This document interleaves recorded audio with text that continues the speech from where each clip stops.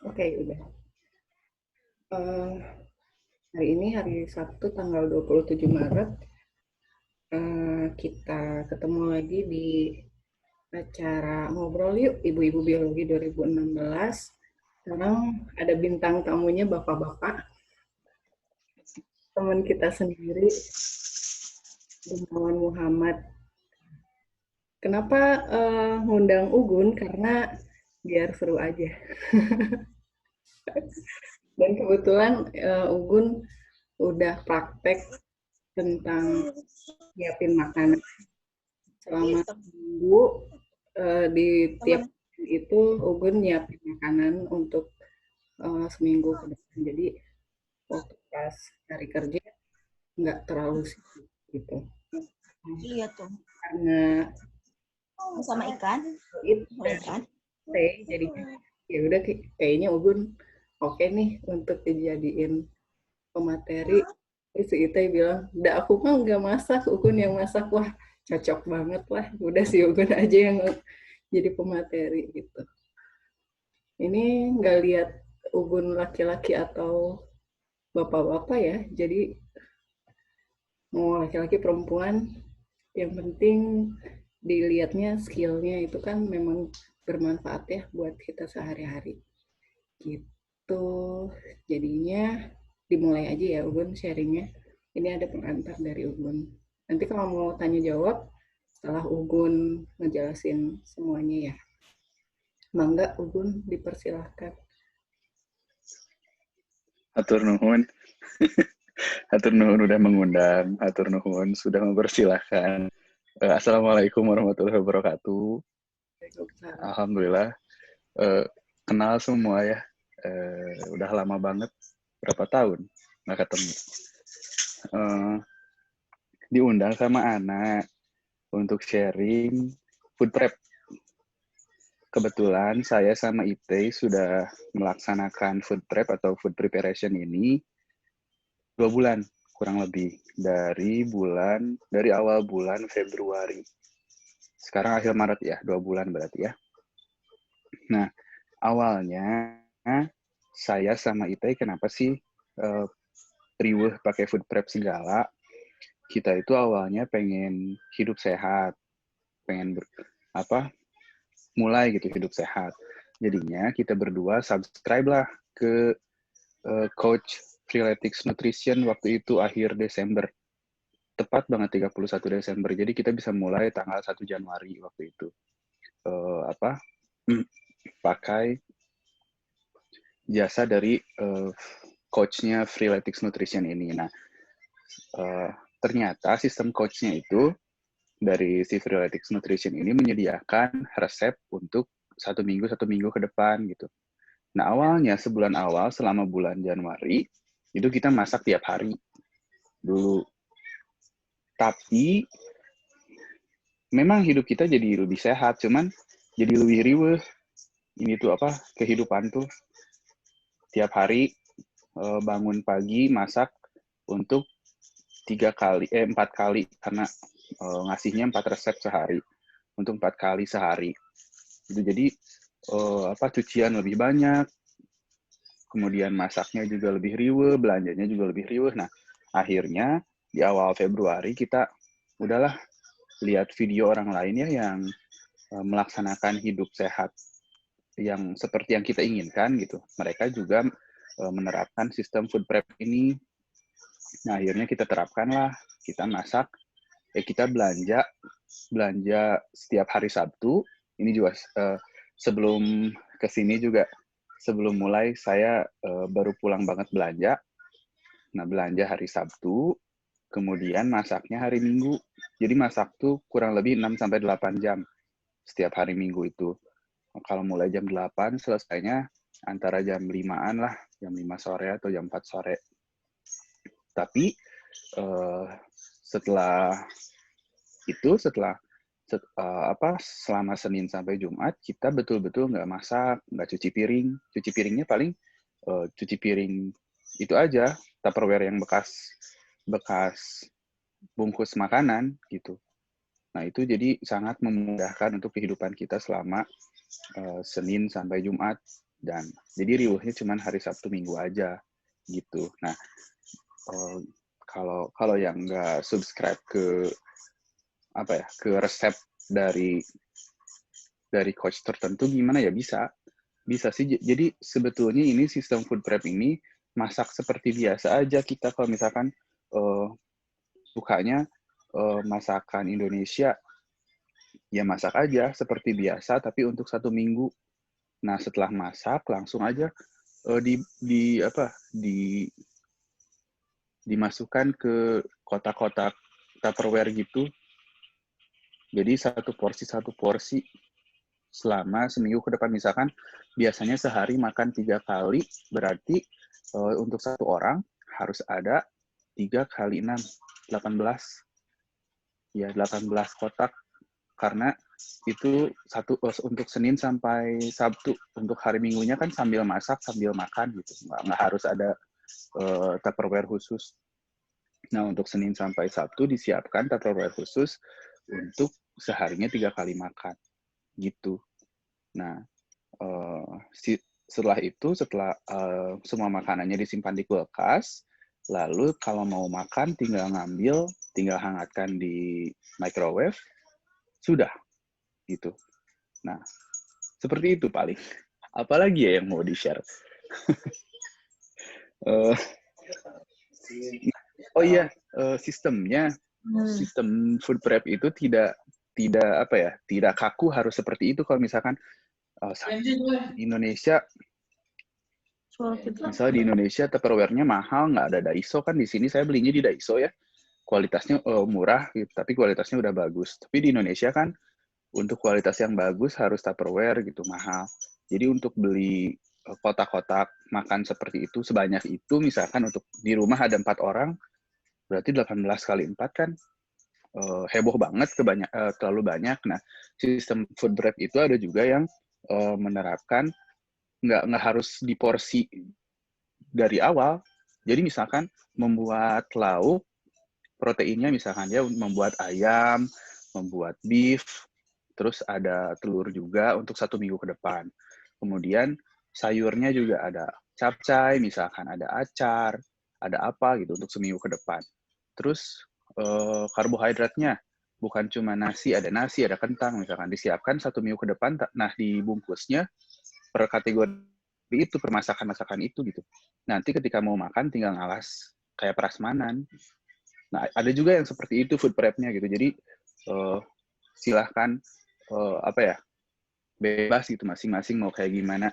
Yang penting disiapkan untuk 1 minggu ke depan. Jadi nggak heboh masak di hari kerja gitu, di weekdays. Nah, manfaat lainnya selain mempermudah kehidupan selama weekdays, ini juga food prep juga tidak membuat biar kita nggak terdistrak untuk jajan terus. Karena kan udah ada makanan di rumah.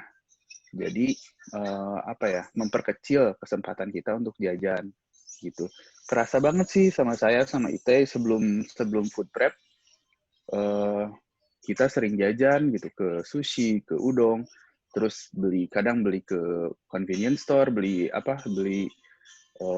mie instan gitu. Tapi setelah food prep, karena kita inget itu udah ada makanan di rumah, udah heboh bikin selama seminggu ke depan, masa nggak dimakan, kan sayang gitu. Jadi memperkecil kesempatan kita untuk jajan. Kemudian jadi lebih sehat juga sih kerasanya. Gitu paling. Apalagi yang mau di-share? Gitu, Nak. Itu Bang, selama 1 minggu, berarti menunya udah direncanakan ya, Senin seminggu sekali masak. Iya. Jadi udah direncanakan hari Senin sarapan apa, siang apa, malam apa makannya. Terus kalau misalkan mau snack juga udah disiapkan gitu. Itu matang dalam keadaan. Jalan-jalan aja dulu, belum lapar kan? Dalam keadaan matang. Iya. Dalam keadaan matang. Soalnya kalau dalam keadaan mentah, tetap aja berarti nanti pas mau makan tetap harus masak. Tetap riweuh gitu. Jadi sistemnya ngangetin. Hah? Oh ya. Terus ada microwave. Enggak sih, Gun? Apa dipanasin di wajan. Halo semuanya. Oh, tuh Resa. Halo. Ini ada pertanyaan-pertanyaan di chat. Gimana langsung dijawab aja, Nak? Ya, langsung aja dijawab, Gun. Maaf.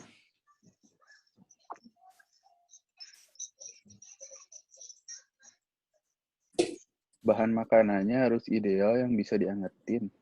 Atau bebas makanan apa aja, soalnya setahu ada yang harus sekali makan. Bahan makanan sejauh ini sih bebas ya, karena saya kan ngikutin resep dari apa ya, Coach Nutrition gitu. Nggak ada resep khusus. Sama aja kayak bahan makanan biasa, kecuali bayam. Kalau bayam itu kan nggak boleh diangetin ya.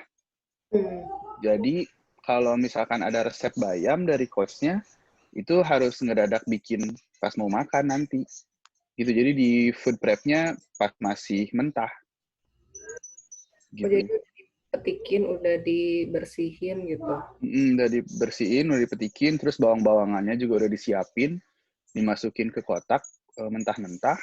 Nanti pas mau makan tinggal dioseng, terus dimakan. Bahan-bahan yang yang nggak boleh diangetin tuh apa aja sih selain bayam tuh? Apa ya? Sejauh ini cuman bayam aja sih, Nak. Oh, yang saya tahu nggak boleh diangetin. Yang lainnya kayak kan ada ini juga, misalkan sarapan harus roti sama apa ya, sama tomat gitu, tomat seger. Tomat segernya nggak diangetin, rotinya doang yang diangetin. Gitu. Gimana dibikin Apanya? roti? Rotinya bikin sendiri kita. Seminggu sebelumnya juga apa gimana? Iya, sama. Seminggu sebelumnya juga. Jadi pokoknya kita harus masak selama seminggu ke depan hari Minggu. Biar Senin sampai Sabtu nggak masak sama sekali gitu. Tapi Kuah biru juga sama. Ke rasa gimana, Gon? Ada Rasa sama aja. Nggak ada perbedaannya. Gimana tuh? Ada yang mau ditanya lagi apa udah cukup? Kalau nggak ada, lanjut ke pertanyaan selanjutnya. Safety ya? Harus di freezer atau chiller? Karena udah mateng, di chiller aja. Nggak di frozen.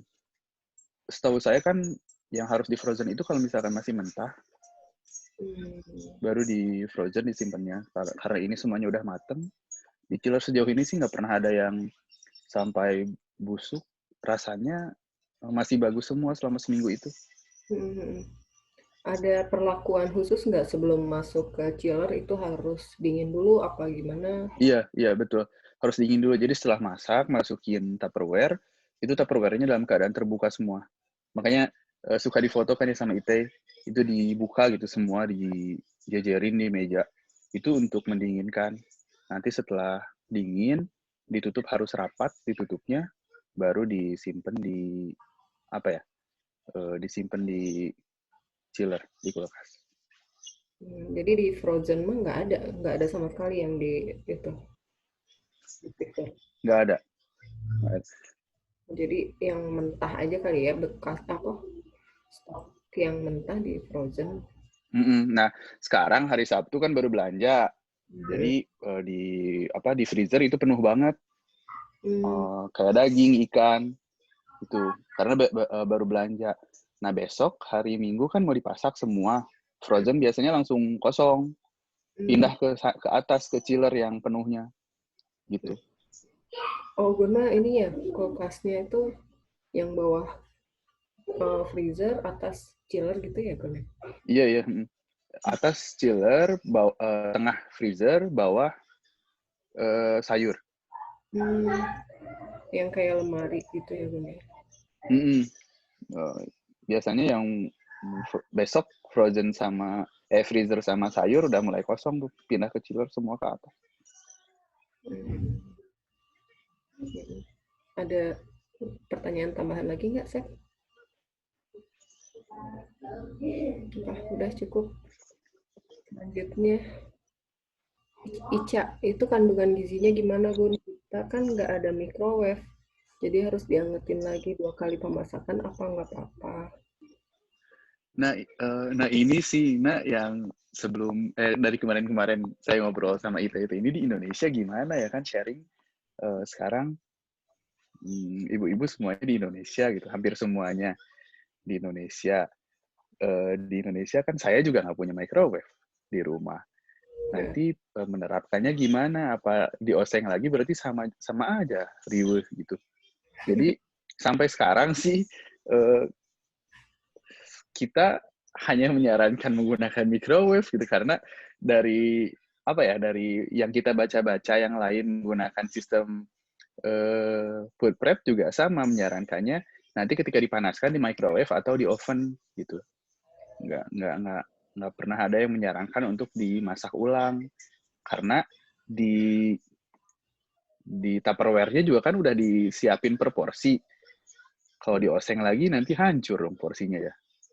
Gitu. Jadi bingung sih. Punten ya Ica.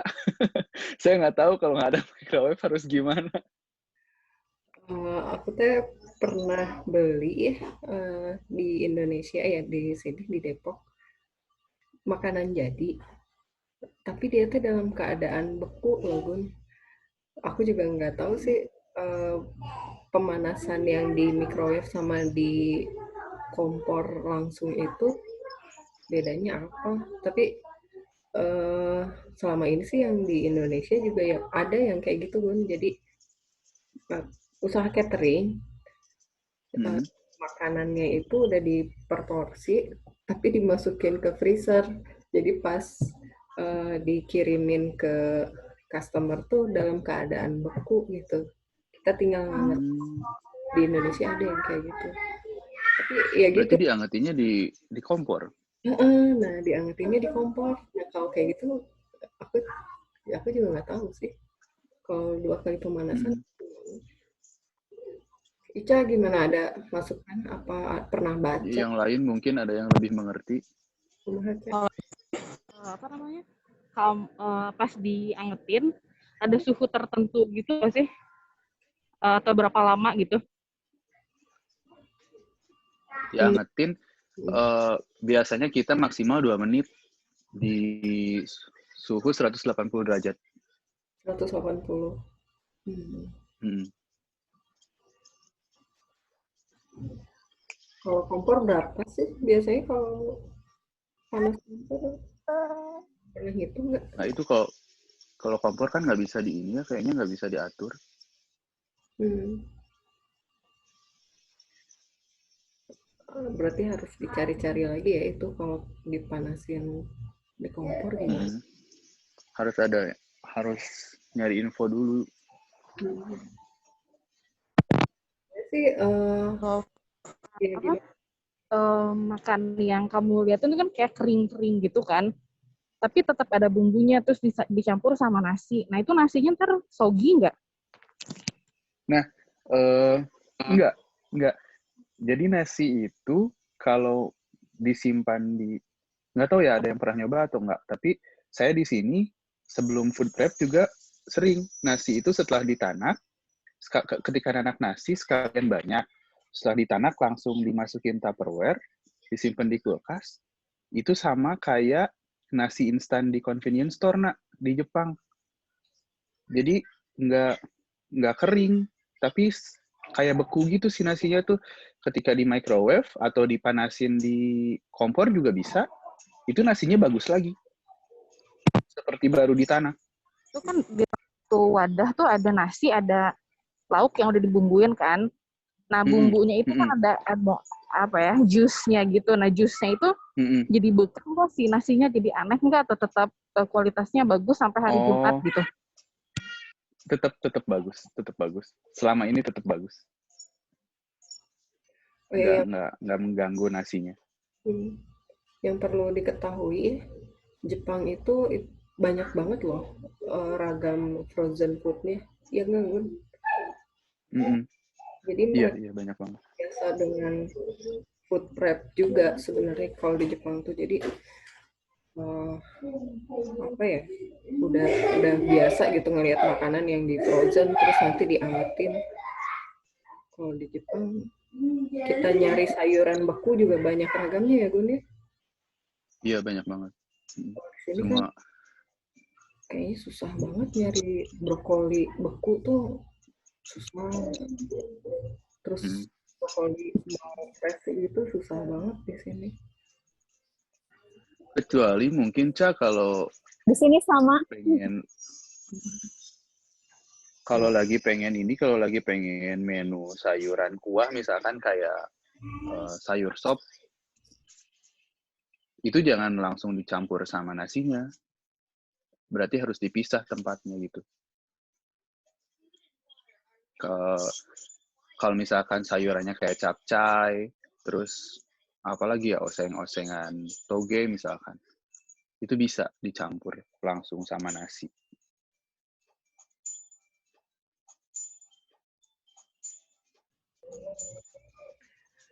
Gimana, ada tambahan lagi? Kalau nggak ada lanjut ke Rani. Narsum, coba buka di kameranya terus liatin contoh-contoh makanannya tuh. Rani, mau lihat kamera. Mbak. Makanannya belum ada kan, ini hari Sabtu. Udah pada habis. Dibuka tuh kameranya, paling besok. Kan kecil nih, Gun. Rani. Sok atuh kamu buka. Enggak, aku mah lagi tidak ini, gambarnya. Oh, jadi nggak ada contohnya ya, kayak gimana? Paling di foto yang kemarin diminta sama Ana kan ada. Gitu. Oh, okay. Sekarang di kulkas sudah pada habis karena udah hari Sabtu. Oke, sip. Baru belanjanya, Bun ya? Iya? Baru belanja. Baru banget pulang belanja barusan. Belanja apa aja? Jadi bapak rumah tangga ya? Bapak rumah tangga. Apa ya, belanja ikan, belanja ayam, sayuran.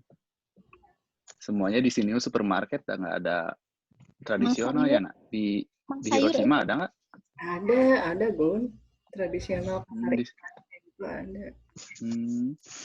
Kalau ikan ada di sini juga ikan, karena di sini kota pelabuhan ada pasar ikan tradisional. Tapi kayak kalau pasar sayuran yang kayak gitu nggak ada, harus ke supermarket semua. Kalau gimana, Sa? Ya, mau nanya kalau di sana yang ini apa, yang fruit and vegetables organic gimana? Kebetulan saya teh belum pinter kanjinya, jadi saya belum bisa ngebedain yang gimana sih yang organik sama yang bukan tulisannya gitu. Jadi yang penting sayuran frozen misalkan, saya nggak terlalu mikirin organik sama enggaknya gitu. Oh gitu. Belum ke sana sayanya. Soalnya di sini udah organik pasti, semua. Harganya ya oke rada lah.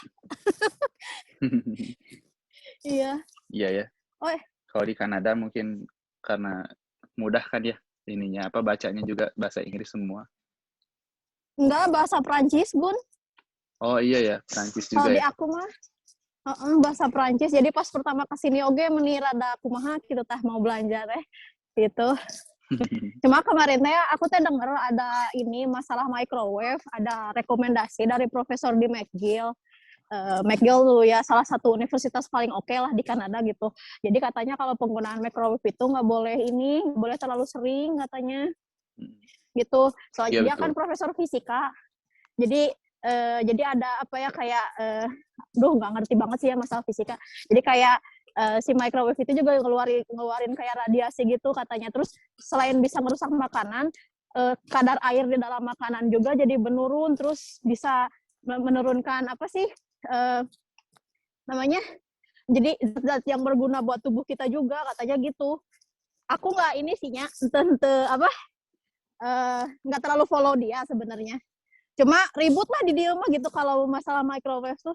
Jadi semua tuh sekarang lebih pakai oven karena oven sama kompornya kan bersatu ya kalau di sini gitu. Jadi kalau beli kompor itu sekalian beli ovennya gitu, ngahiji gitu. Jadi mereka di sini kita tuh lebih banyak pakai oven buat ngangetin makanan daripada pakai microwave gitu. Nggak tahu kalau yang di yang lain. Iya, saya juga pernah baca sih microwave nggak boleh terlalu sering. Malah si coach nutritionnya juga mengingatkan gitu, nggak boleh terlalu sering. Tapi yang saya tahu, yang tidak boleh terlalu sering itu ketika digunakan untuk memasak dari mentah ke mateng. Jadi kalau untuk menghangatkan kan paling cuma sebentar ya, cuma 1 menit gitu. Kalau yang memasak dari mentah ke mateng itu menggunakan microwave-nya cukup lama. Itu akan sangat buruk gitu untuk gizi makanannya. Kalau defrosting gimana? Defrosting pakai microwave juga sih saya. Jadi maksudnya itu bahaya nggak sih gitu kalau menurut kamu gitunya defrosting pakai microwave? Nggak tahu. Karena jujur gitu ya, aku tuh gini, aku sering ngedefrost daging kambing gitunya. Aduh, ada yang bentar. Aku sering ngedefrost itu daging kambing gitu. Nah, kadang suka kumaha gitunya, tahulah gitu daging kambing mentah gitu kan, terus di defrost di microwave, abis itu teh dipakai buat yang lain gitu tah. Jadi asa kumaha gitu. What do you think? Dicuci berarti setelahnya. Langsung dicuci pakai alkohol. Kalau sabar ya nggak usah pakai microwave, disimpan semalam sebelumnya berarti di suhu ruangan defrostingnya. Kalau mau cepet ya pakai cara apa lagi selain pakai microwave, dikeem pakai air hangat. Jadi kadang suka gini gerak, suka apa sih kalau akunya problemnya gitu, suka salah apa ya, jadi kan misalnya beli makanan tuh hari itu ya, misalnya belanja minggu kan masak gitu kan. Nah si daging kambing tuh kalau misalnya nggak di frozen, disimpan sampai besok gitu, jadi bau gitu meskipun ada di chilling gitu kan. Aku mah gitu nggak tahu tak kenapa.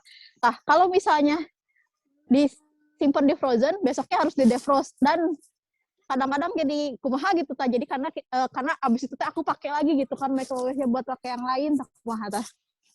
Serius sih mah. Menurut kamu kumaha ta? Kebetulan saya juga 2 minggu ke belakang berturut-turut selalu ada menu daging kambing.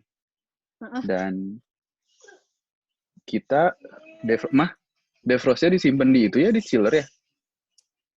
Daging kambing disimpan 1 malam sebelumnya di chiller, nggak bau sih besoknya.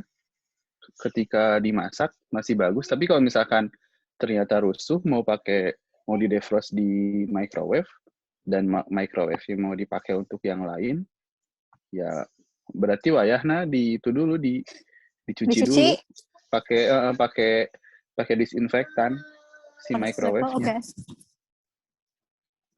Oke. Itu saran saya, nggak tahu ya harusnya kayak gimana. Saya bukan ahlinya, punten. Nggak apa-apa, justru ya sharing aja gitu. Aku teh sok eta teh problemnya teh tiap minggu gitu kalau mau masak daging.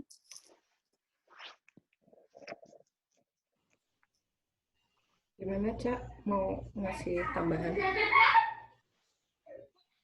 Hartsa tadi.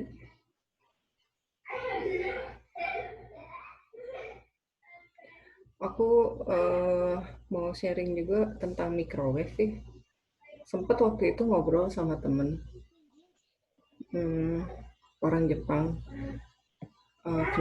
Sempet nanya juga ya, kayaknya di Jepang tuh microwave itu kayak satu keharusan, iya nggak sih Gun? Jadi setiap Iya, rumah kayaknya setiap household ya ada. Apato single juga microwave selalu ada gitu. Eh, dan kita kan di Indonesia nggak terbiasa ya dengan microwave, kayaknya teh aduh listrik gede pisan gitu, kayaknya pakai microwave teh ngajepret wae gitu, jadinya nggak terbiasa. Kalau di Jepang kan kayaknya nggak ada masalahnya sama listrik. Mereka sih katanya penggunaan microwave itu lebih ke efisiensi kan. eh, Apa ya, nggak sempet gitu kalau misalkan harus panasin pakai apa kompor gitu. Dan kebanyakan untuk microwave itu mereka pakainya untuk kayak daging, terus telur. Jadi yang untuk hewani, sedangkan sayuran mereka lebih ke direbus. Nggak direbus yang lama. Jadi hanya kayak apa ya, dibanjur air panas gitu. Jadi tetap untuk sayuran, terus kayak jamur gitu mereka sebentar masaknya tuh sebentar, nggak yang melalui pemanasan lama. Jadi fungsi microwave itu hanya untuk menghangatkan atau nge-defrost makanan beku. Kalau di Jepang kayak gitu. Jadi penggunaan microwave itu bukan untuk yang utama, hanya untuk apa ya, kayak ngangetin aja gitu. Di convenience store juga kayaknya itu alat yang wajib ada microwave itu, karena convenience store di sini kan menjual makanan ini ya, makanan yang udah di pack gitu. Jadi untuk diangetin.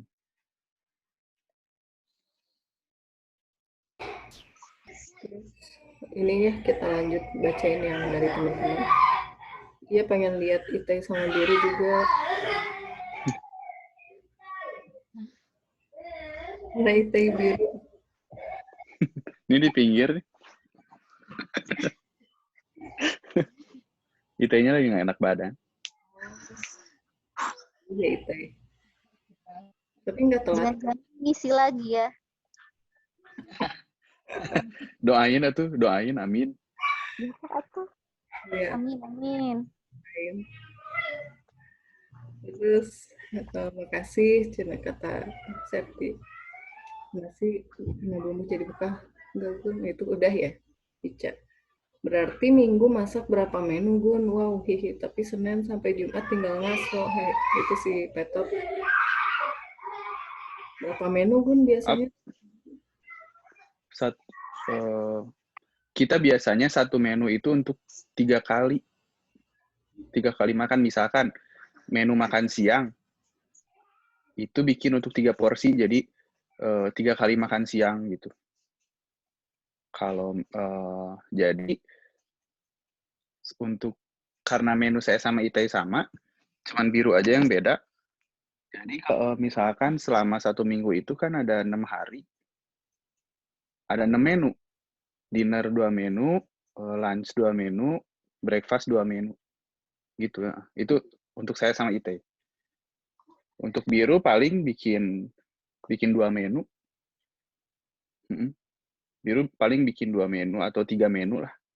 Nanti di mix. Kalau Biru nggak langsung di pack untuk di satu porsi gitu, nggak. Kalau Biru.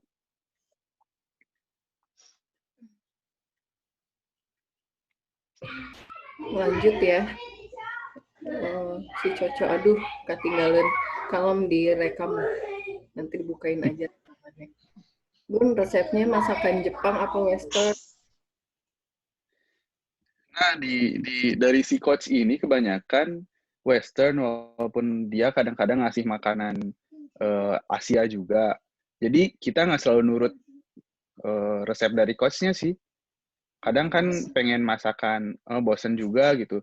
Kadang pengen masakan Jepang juga, kadang pengen balado, masakan Indonesia misalkan. Jadi improvisasi lah, bebas.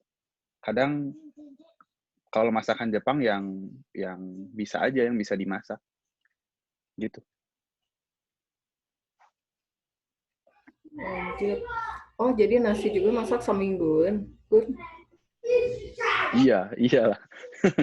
Iya, semuanya seminggu. Kadang, tapi kan nasi mah paling 3 hari, 2 hari juga habis. Gitu, sekali masak pakai nanak nasi, nggak bisa langsung banyak karena di sini kan, apa ya, magicom-nya, rice cooker-nya nggak gede-gede kayak di Indonesia. Di sini kecil-kecil gitu. Jadi paling bisanya untuk 3 harian gitu. Jadi nanti masak nasi lagi gitu setelah 3 hari. Tapi sistemnya tetap sih sama disiapin di dalam kulkas gitu. Kalau magicom yang di Indonesia kan gede, jadi kayaknya bisa sih untuk semingguan. Kebayangnya kalau misalkan banyak keluarganya kayak aku mah pinuh ini kulkas tuh. Harus beli magicom yang buat hajat gini, nak. Yang gede pisan. Lanjut, Gun, resep apa lagi sih? Kalau misalkan disupan gitu gimana? Disupan. Belum pernah nyoba sih, bisa mungkin ya. Tapi nanti ngangetinnya berarti sistemnya basah ya. Kalau pakai microwave kan kering. Oh iya. Kalau disupan kan sama air. Kalau aku mah pakai Bisa sih aluminium kayaknya. foil. Gimana? Oh iya ya, dibungkus ya. Pakai foil dibungkus, jadi kan si airnya nggak masuk gitu. Tapi jadi enak, jadi krus gitu, jadi makanannya. Jadi aku kan suka ini ngangetin salmon gitu ya. Kalau ngangetin salmon suka pakai aluminium.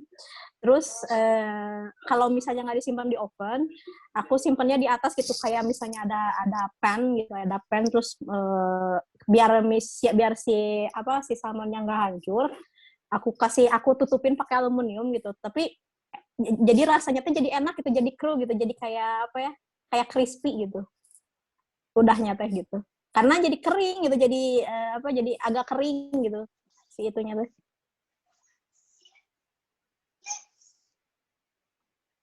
Bisa. Jadi tutupin makanannya ya. Coba aja. Harus dicoba aja, Cak. Kalau dikumbah alkohol haram atuh katanya. Kata Ica. Apa microwave-nya? Microwave-nya? Kumahanya? Enggak sih kayaknya. Kan buat ngebersihin doang. Nggak diminum, meren alkoholnya mau diuyup gitu kan, enggak. Untuk kayak disinfektan, kayak ngedisinfek meja gitu. Pakai alkohol kan nggak apa-apa. Nanti jangan langsung ditutup. Biasanya kita kalau misalkan udah ngebersihin microwave, dibukain dulu sampai kering si microwave-nya. Dilap lagi pakai air juga mungkin nggak apa-apa. Cepat sembuh Ite, kata Ica. Ite sakit apa? Get well soon ya, kata Nadi. Sakit persendian. Sakit umur. Sakit kaki. Usia segini teh ya. Mulai karaos. Di sini dia. Mau nanya dong. Oh, tunggu dulu ya, Cak. Oh, nggak apa-apa. Bentar. Aku mau tanya, kalau kita ada daging nih, misal udah di defrost, di chiller mah kan nggak jadi dimasak hari itu, apa nggak masalah ya dimasukin frozen lagi? Nah, jadi udah di defrost, di chiller, terus dimasukin ke freezer lagi gitu, itu gimana?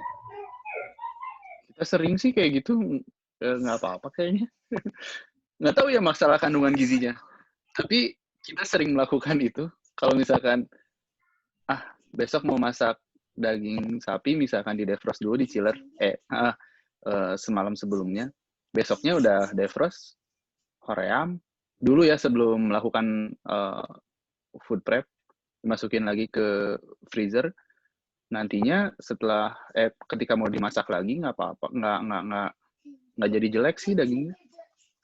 Tapi nggak tahu ya masalah kandungan gizinya atau itunya apa yang lain-lainnya. Ada tambahan nggak? Yang lain mungkin lebih tahu. Kalau kata aku mah jangan. Soalnya iya emang kandungan gizinya biasanya bisa kayak kandungan zat besinya jadi berkurang kayak gitu-gitu. Terus proteinnya juga kan jadi aku kan belajar biomol ya, biomol. Jadi gini katanya kalau misalnya dia defrost itu kan dia di frozen itu kan biar si basa nitrogennya dia tetap gitu ya. Jadi nggak berubah gitu. Kayak gitu kan. Jadi misalnya setelah denaturasi misalnya atau kalau daging sih nggak denaturasi ya, tapi kan jadi biar basa nitrogennya nggak berubah gitu. Jadi kandungan proteinnya lah nggak berubah. Nah kalau misalnya udah di defrost terus dimasukin lagi, itu tuh jadi si kandungan proteinnya teh jadi turun gitu, jadi turun drastis gitu si basa nitrogennya teh. Apa ya istilahnya kalau di biomol mah lupa aku teh. Bukan sponge saja apa ya? Aduh lupa istilahnya teh. Pokoknya jangan katanya kalau misalnya gitu teh, kalau misalnya dimasukin lagi teh. Jadi kalau misalnya udah dikeluarin dari defrost mendingan langsung dimasak. Atau kalau enggak misalnya kalau nggak punya waktu tunggu beberapa jam misalnya di chiller aja, jangan dimasukin lagi ke defrost gitu. Jangan dimasukin lagi ke freezer.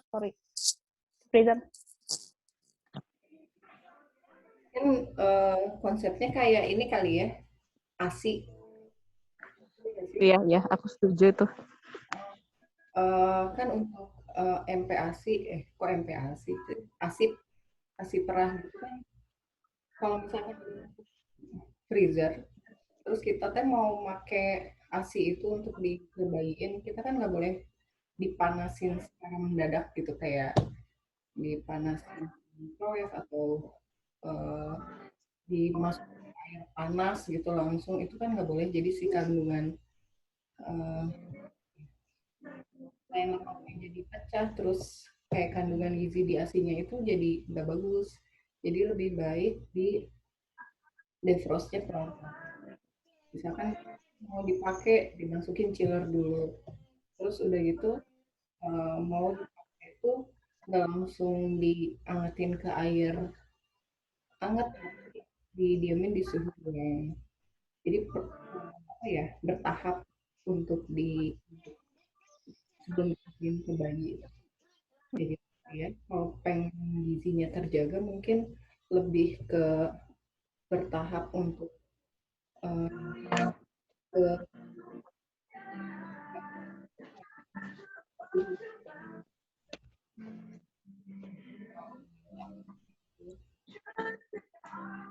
Kalau misalnya di aku gitu ya, di istilahnya itu kalau di biomol itu kan denaturasi, jadi shock termik misalnya. Kalau misalnya protein itu dimasukin misalnya ke temperatur yang sangat tinggi, 90 derajat lebih gitu ya, itu kan shock termik. Nah, shock termik itu kan sebenarnya mengganggu ya, jadi mengganggu si form dari proteinnya itu gitu. Makanya kalau misalnya udah di shock termik kayak ASI gitu kan, jadi emang jadi emang hilang gitu gizinya gitu kalau di shock termik kayak gitu. itu ngaruh Pengen lain gitu. Oh, yang kayak gitu.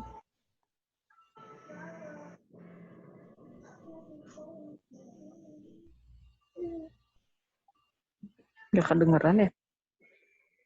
Beneran. Jadi untuk apa? Dian sebaiknya jangan dimasukin ke freezer lagi ya, Yan. Jadi langsung dimasak atau enggak di chiller aja gitu. Terus Nadia mau lihat dapurnya dong, Itai Ugun. Boleh enggak? Udah disumputin belum kumbahannya?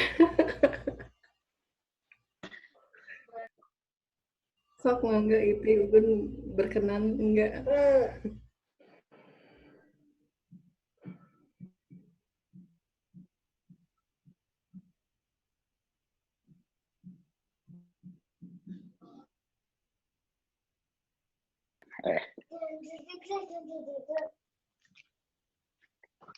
Baru belanja tadi. Ingat belanjaan. Cuman segini sih karena apa tuh kita kecil. Masak di sini. Masak juga di bawah nggak ada mejanya.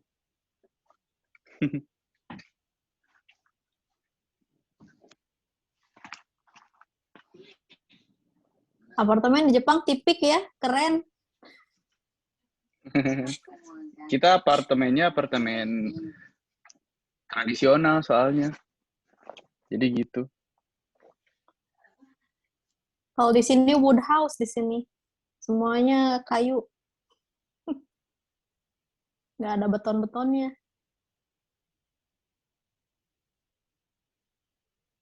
Kita lanjut ya.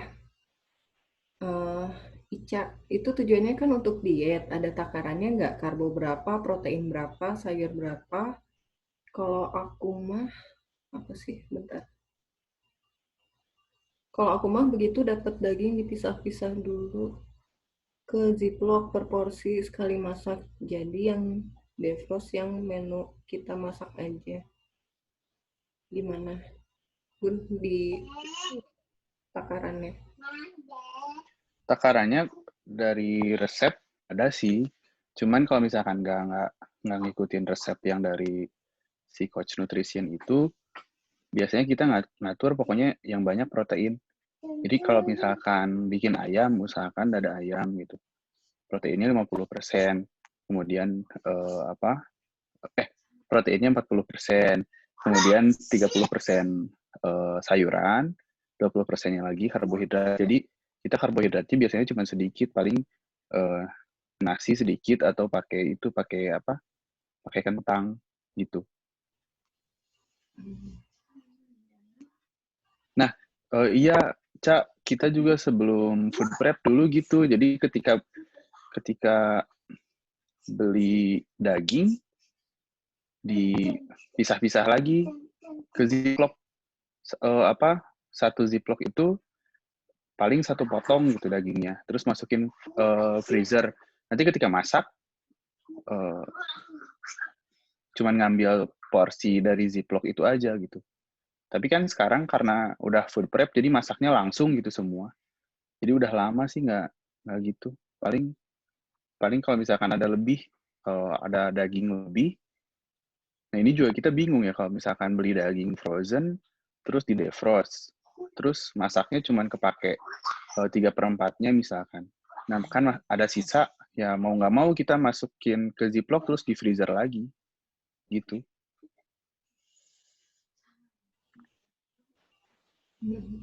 Sama sih aku juga masih pakai yang teknik itu yang belanja terus dipisah-pisah per porsi di ziplock baru dimasak yang mau kita makan hari itu gitu.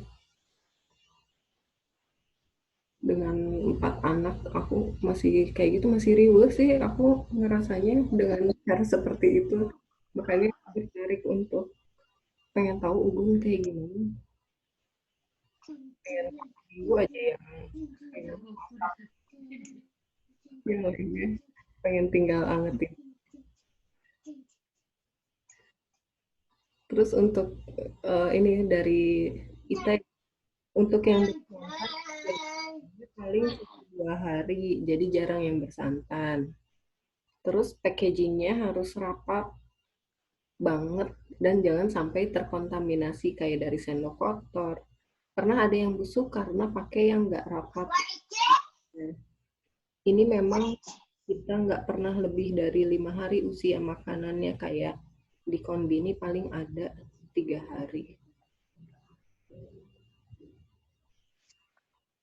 Apa ini yang nomor 3 ini apa sih? Gimana maksudnya teh? Oh jadi harus habis minggu itu. Jadi usia makanannya nggak lebih dari seminggu. Kayak di kombini juga kan, kombini itu convenience store.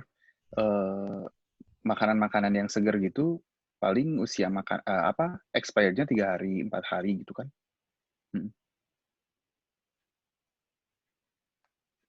itu tuh pasti habis gitu kan, nggak bersisa. Iya, pasti habis.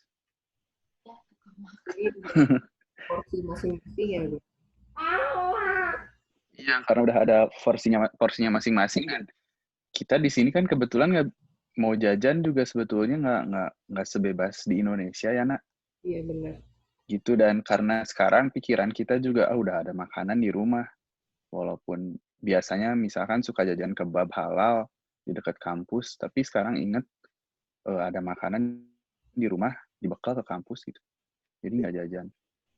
Jadi hampir nggak pernah bersisa, malah kadang bikin porsi buat 6 hari, 5 hari udah habis karena karena sekali makan kadang 2 porsi. Tapi kalau kayak gitu masak lagi Gun.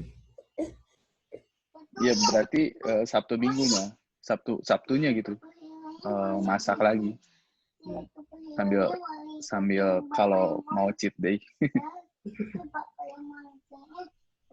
Ya, aku juga ngerasanya kalau dengan kayak gitu jadi jarang jajan karena memang di Jepang kondisinya nggak mudah untuk jajan, mikir-mikir gitu kalau mau jajan tuh. Hati-hati gue nanti pas pulang kalap deh. Mudah-mudahan istiqomah. Terus ini dari Dian, oke siap, aku jadi makin semangat buat food prep-nya katanya. Terus ini Nadia, makasih ya. Ya, sami-sami. Begitu, ini nggak ada yang nanya lagi sih dari chat, udah habis. Mangga yang mau nanya langsung ke Ugun, atau mau cerita, mau sharing, ada yang pernah food prep juga, gimana pengalamannya? Enggak. Turun berapa kilo itu, Gun? Yang diet? Saya mulai 31 Desember itu 82 kilo. Sekarang 75 kilo. Awalnya berapa? 82? 82. Sekarang? Berarti lumayan lah, 7 kilo. 7 kilo ya? Aku soalnya diet keto. Turun 8 kilo. Tapi ya itu. Tapi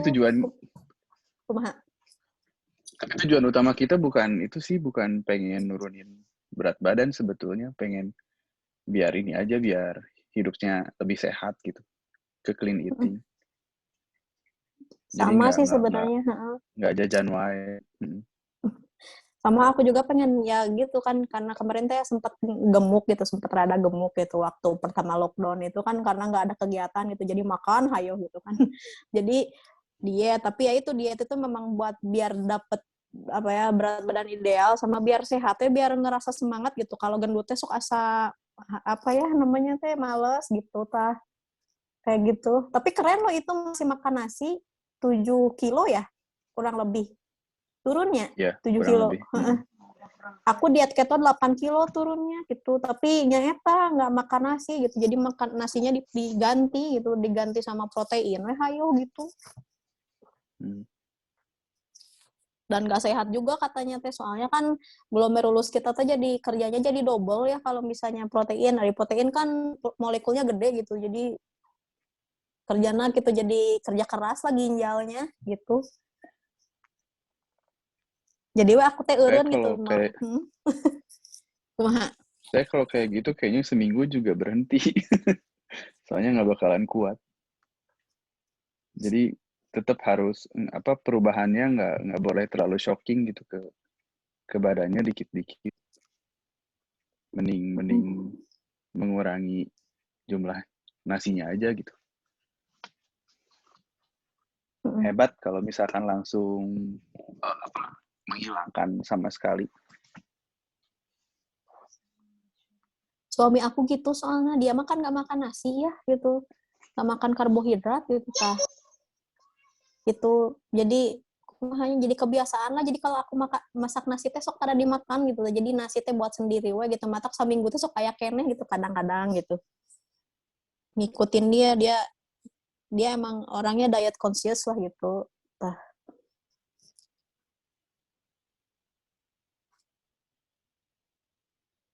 Dari Septi, thank you banget Ugun Ite udah sharing dari Senwai dan behind the scene-nya.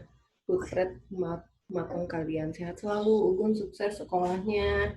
Maaf ya, aku pasti banget nggak bisa join sumbang suara. Nah, iya nggak apa-apa.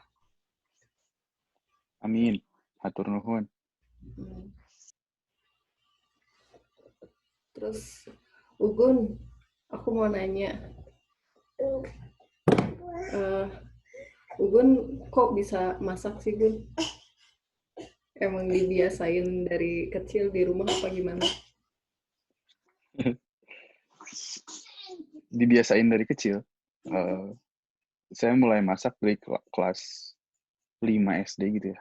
Dari mulai masak telur doang, terus mie instan, terus mulai masak kangkung sendiri gitu. Memang sama ibu sama bapak dididik dari kecil harus bikin sendiri. Banyak yang bilang aneh sih dulu waktu kecil, masa cowok masak katanya. Tapi udah gede malah kerasa manfaatnya gitu. Nggak apa-apa lah, chef juga yang bagus kan banyakannya cowok. Daripada aku gitu masaknya masih apa ya, masih kudu belajar lah gitu.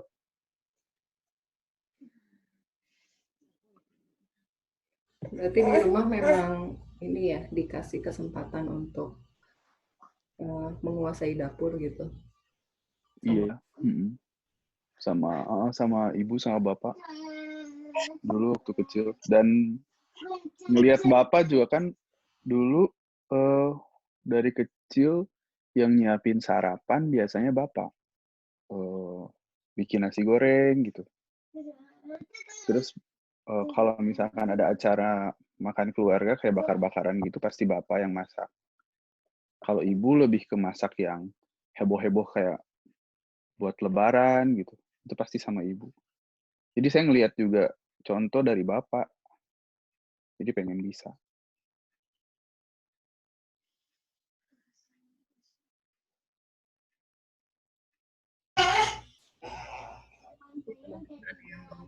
Tanyain lagi ke Ugun.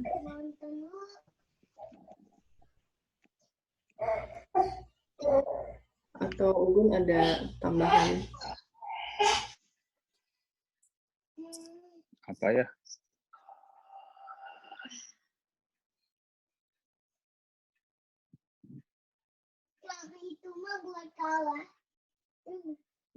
Dari saya nggak ada kayaknya. Maka kalau misalnya ada pertanyaan lagi. Nanya dong aku. Kalau di Jepang itu kan ini ya, orang-orang tuh suka banyak yang makan kayak makanan-makanan mentah ya. Iya. Itu kumaha sih gitu, maksudnya aku mah kumaha asa enak gitu ya kalau misalnya dengar makan makanan mentah gitu. Pernah ngerasain nggak itu kumaha rasanya gitu? Iya. Enak sih. Biasa aja. Enak-enak aja. Soalnya orang sini tuh udah bisa milih makanan apa yang bisa dimakan mentah dan makanan apa yang nggak bisa dimakan mentah. Misal seperti beef. Beef itu kan tidak boleh dimakan mentah karena di dalamnya ada, misalkan suka ada cacing pita gitu. Jadi harus dimasak, walaupun dimasaknya kadang setengah mateng. Kayak telur itu boleh dimakan setengah mateng, tapi tidak mentah. Jadi orang sini tuh ya, kalau misalkan makan telur, itu ngalas nasi, kan pakai mangkuk ya di sini makan nasinya. Ngalas nasi panas, masukin ke mangkuk, terus telur mentah langsung aja ke nasiin. Diaduk gitu ke nasinya. Saya awal kesini kan agak enak ya, lihatnya juga itu nggak mentah, tapi kata orang sini, itu cara memasak, salah satu cara memasak. Jadi si telurnya dimasak oleh suhu yang ada di nasi. Gitu. Jadi setelah diaduk, telurnya jadi setengah mateng kok, jadi enak katanya. Oh ternyata setelah saya coba ternyata memang benar. kayak gitu. Jadi orang sini tuh udah tahu teknik-teknik memasak seperti itu. Jadi kayak ikan, beberapa macam ikan misalkan bisa dibikin sashimi atau sushi yang bisa dimakan mentah. Tapi ada juga beberapa jenis ikan yang tidak bisa dimakan mentah. Gitu. Kalau ayam, misalkan ayam kan nggak boleh sama sekali dimakan mentah karena ada salmonellanya. Jadi harus betul-betul matang. Orang sini nggak makan daging ayam mentah. Gitu mungkin ya. Jadi orang sini memang udah tahu yang mana yang bisa dimakan mentah, yang mana yang nggak bisa. Kalau saya sih biasa aja karena saya memang suka makan. Jadi enak-enak Kalau aja. yang itu pernah lihat tuh di video yang makan oktopus mentah-mentah tuh kumaha gitu tah. Kalau oktopus yang masih gerak ya, yang masih gerak terus dimakan langsung itu kayaknya di Korea. Di sini saya nggak pernah lihat. Kalau di Aku lihatnya sini oktopus, kumaha? kalau di sini oktopus itu direbus. Di sini Oke. direbus oktopus itu. Jadi setelah direbus dijadikan sushi bisa. Atau dijadikan, kalau mau bikin takoyaki itu kan dalamnya bola-bola terigu yang dalamnya oktopus. Itu ketika dimasak dimasukinnya mentah, tapi ketika takoyakinya mateng, si takonya, si oktopusnya juga mateng gitu.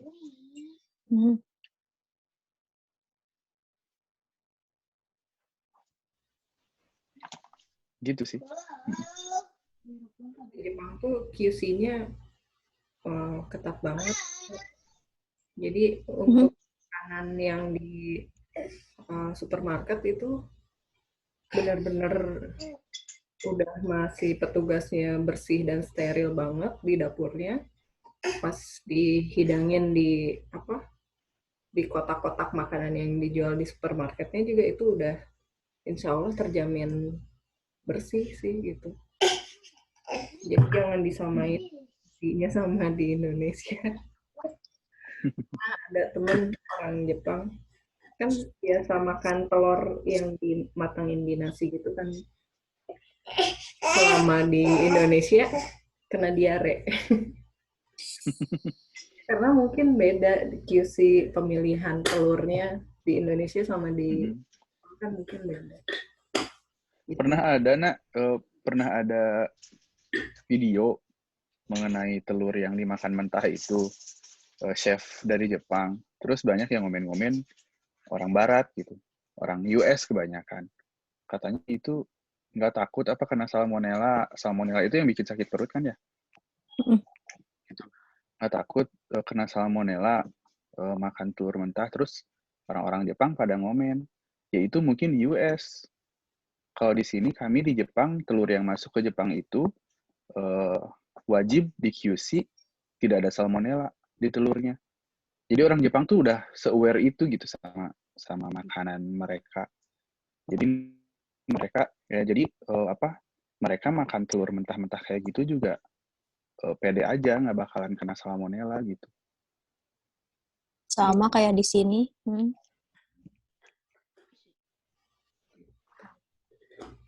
Kata Septi, makanan mentah masih enak, Ca. Tapi favorit Ugun yang kacang berlendir itu, Gun. Wow lah. Nato, Ugun suka nato, Gun? Iya, saya suka nato. Emang itu ya, superfood ya? Bagus. Iya, katanya itu makanan masa depan. Makanan masa depan. Langsung habis tuh waktu awal-awal pandemi. Beberapa minggu itu langsung habis. Iya. Buat ini daya tahan tubuh katanya bagus. Tapi kayaknya nggak semua orang Jepang suka nato juga sih ya. Bau. Sama kalau di Indonesia tuh nato tuh kayak durian. Ya suka-suka banget. Yang nggak suka nggak mau sama sekali. Atlet-atlet softball, baseball yang di Jepang itu wajib tuh makan nato. Iya, kotot soalnya larinya bagus. Kayak gimana sih nato? Bisa di googling. Hah? Iya, coba googling aja nato. Googling. Nato. Oke. Japanese food nato. Nato, oke. Luar biasa. bau. Aku nggak suka. Di Google ditulis makanan kacang busuk, Bun. Iya. Iya emang bau busuk. Oh gitu.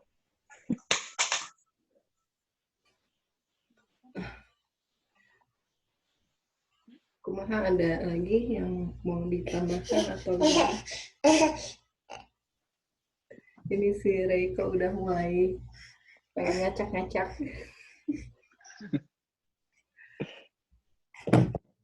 Udah jam 11:30 sih. Kalau misalkan udah nggak ada lagi yang mau bertanya atau menambahkan, mau dicukupkan aja.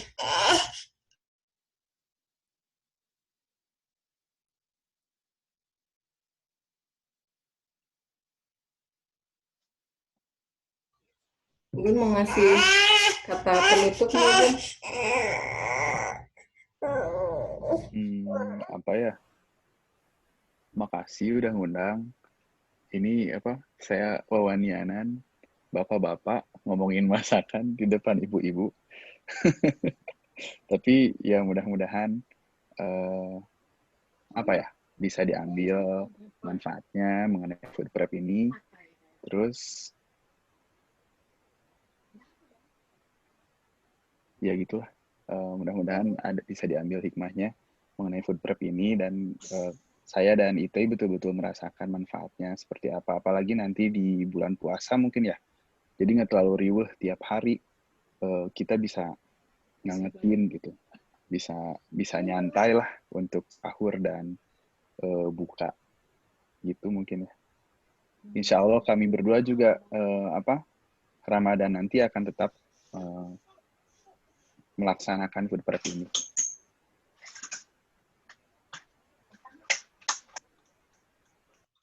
Mungkin untuk pertemuan hari ini dicukupkan aja dulu, sekian. Oh ya, sebelum ditutup acaranya, kita ini dulu apa? Kita kan dapat berita Pak Nono, dosen kita tercinta, meninggal dunia kemarin.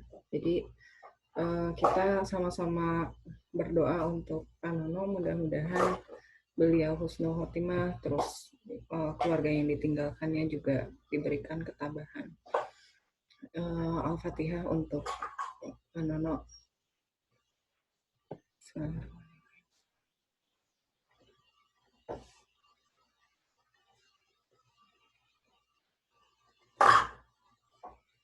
Ya, dan untuk teman-teman juga yang masih yang dicoba sakit, yang dicoba kena musibah, minta doanya mudah-mudahan dikuatkan dan diberi kesembuhan yang barokah. Terus makasih juga untuk waktunya Itay Ugun yang mau sharing untuk pengalaman food prep-nya. Terus teman-teman yang udah hadir juga. Ya, sama-sama. Untuk tanya juga makasih banyak.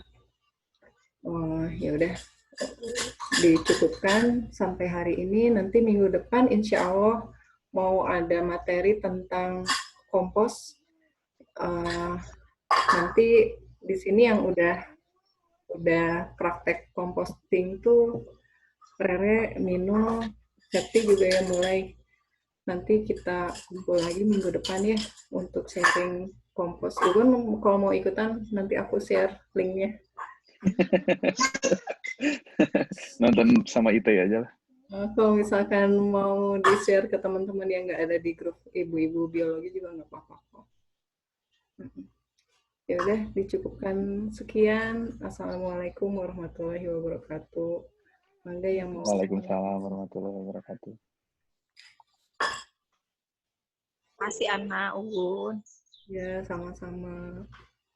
Hatur nuhun ya. Sami-sami.